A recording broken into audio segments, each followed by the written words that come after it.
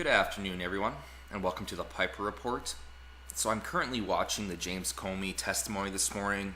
It's about 2 hours and 40 minutes long. I'm about 30 minutes in, but I was doing some research on some of the things I've seen, and I watched Donald Trump's personal attorney just give a statement out to the press. And one thing I found out, one thing I noticed that I think is one of the most important aspects of James Comey and his testimony is James Comey admitted to a crime. He admitted that he leaked information to the press. Now, it depends, I guess, on the context of what the President, Trump, and Comey were discussing. But if there was anything that was confidential in their discussion, and Comey directed one of his own people to leak it to the press, that is indeed a crime. Most people, when they have a discussion with the President, they assume it's confidential. They assume that the array of material they are talking about may deal with classified information or information that may be important enough not to disclose to the public.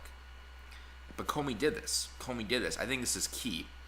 I think this will be ignored by many of the left-wing organizations. I'm pretty sure Fox will probably pick up on it. I don't know if they are or not, but this is a really serious deal here. He has literally admitted that he directed one of his colleagues to leak information. And here's the point. Here's why he did it. His reasonings for doing it was to get a special prosecutor appointed to investigate this matter.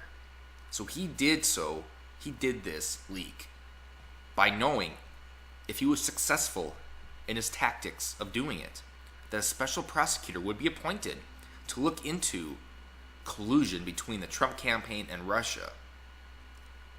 So this investigation then would be a way to almost hurt the president and by default his administration. I think this is key. I think this is a really, really big deal, and I think that people will pick up on it. Here's the article.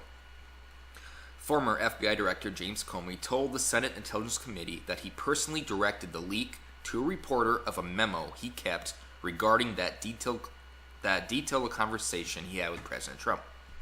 Comey admitted that leak after Senator Susan Collins of Maine asked him why he kept those memos, and then asked if he ever shared any of them outside the DOJ. Comey replied by saying that after Trump hinted on Twitter that he might have tapes of discussions between the two men, he thought it made sense to release his memo, and admitted he was hoping it would create the need for special counsel. Okay, let's dissect this a little bit.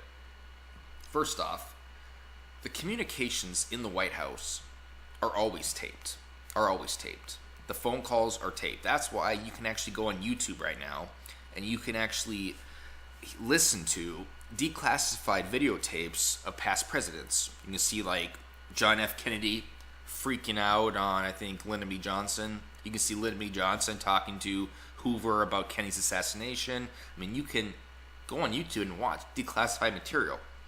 So whether Trump had his own private tapes or not, whether Trump had his own